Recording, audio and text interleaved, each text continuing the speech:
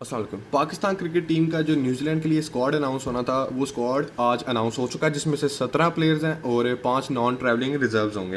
मैं आपको बारी बारी सबके नाम बताऊंगा, आपने मुझे बता देना कि इनमें से आपको कौन सा प्लेयर चाहिए था और कौन सा प्लेयर नहीं आया, और रेट कर देना कि ये स्क्वाड कैसा था बेसिकली। तो बढ़ता हूँ। पहला यानी कि हमारे कप्तान है बाबर आजम, उसके बाद हैं अबरार अहमद, उसके बाद हैं फ़खर जमान, उसके बाद हैं आज़म खान को दोबारा मौका दिया गया। उसके बाद इफ्तिखार अहमद, उसके बाद इमाद वसीम, मोहम्मद अब्बास अफरीदी, मोहम्मद रिजवान, मोहम्मद मेर, उसके बाद क्या कहते हैं मोहम्मद इरफान खान, उसके बाद नसीम शाह, उसके बाद साइम अयूब, उसके बाद शादाब खान यानी कि वापस आ गया, शैडी ब्रो अपना वापस आ गया। उसके बाद शाहीन शाह अफरीदी, उसामा मीर, उस्मान खान, ज़मान खान, जिनमें से ये 17 प्लेयर्स हैं और 2 डेब्यू कर रहे हैं, जिनमें हैं उस्मान खान और इरफान खान न्याजी। और इसके बाद जो 5 नॉन ट्रैवलिंग रिजर्व में प्लेयर्स आ रहे हैं वो हैं हसीबुल्ला, मोहम्मद वसीम जूनियर, मोहम्मद अली, साहिबजादा फरहान और सलमान अली आगा। यानी कि ये प्लेयर्स हैं, और प्रेस कॉन्फ्रेंस में कहा गया कि ये प्लेयर्स ही वर्ल्ड कप के लिए हमारी आंखों के सामने रहेंगे, यानी कि ये 17 और ये 5।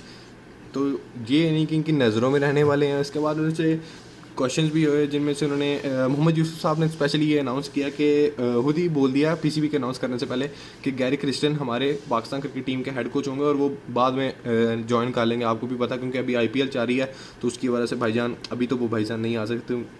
तो उसके अलावा और भी बताता हूँ कि उन्होंने ये भी बताया कि प्लेयर्स की ना रोटेशन की जाएगी, यानी कि एक दिन दो मैच एक प्लेयर खेल गया ना, तो उसके बाद दूसरे प्लेयर को मौका दिया, क्योंकि सबको टेस्ट भी करना है वर्ल्ड कप के लिए। क्योंकि न्यूजीलैंड की भी सी टीम आ रही है और इसमें सबसे बेस्ट ये है कि हम भी अपने प्लेयर्स को चांस दें, ज़्यादा से ज़्यादा बेंच में जो प्लेयर्स हैं उनको मौका दें। और इन्होंने ये भी बोला कि बाबर आजम भी शायद बैठ सकते हैं, और बाबर आजम बैठेंगे तो शायद कप्तान कोई दूसरा बन जाएगा।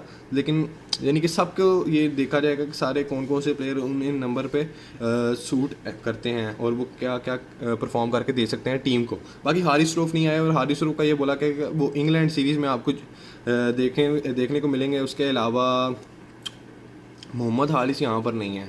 मोहम्मद हारिस के बारे में मुझे लगा था कि कोई जर्नलिस्ट पूछेगा भी कि वो क्यों नहीं ऐड किया, यानी कि उसका तो किसी ने बोला भी नहीं और ये हुआ भी नहीं है। बाकी जो है अपना स्क्वाड थोड़ा सा मुझे तो ठीक लगा, लेकिन मोहम्मद हारिस होना चाहिए था। इसके बाद यानी कि देखा जाए तो अब्दुल रज़ाक साहब से यही पूछा गया, जो काफ़ी दिनों से चाह रहा है कि आपने वर्ल्ड कप में तो बोला था कि अगर आपके पास पावर आएगी तो बाबर आजम को आप कप्तान नहीं बनाएंगे, तो अब आप सिलेक्शन कमेटी में, तो आपने सिलेक्शन कमेटी को ही मशवरा दे दिया कि बाबर आजम कप्तान बन जाए। तो उनसे जब सवाल हुआ तो उन्होंने जवाब में कहा कि देखें जी, वो टीवी पर बैठकर कुछ और यानी कि ओपिनियन होता है, और यहाँ पर जब आपको कोई जिम्मेदारी दी जाती है तो आपको प्लेयर के साथ फेयर करना होता है। यानी कि आप देखा जाए तो उनका कहने का इसका मतलब ये था कि वो जो पूरे वर्ल्ड कप में टीवी पर बैठकर बाबर आजम को यानी कि झूठी तनकीद कर रहे थे, यानी कि बेफजूल में यानी कि वो हेट दे रहे थे बाबर को।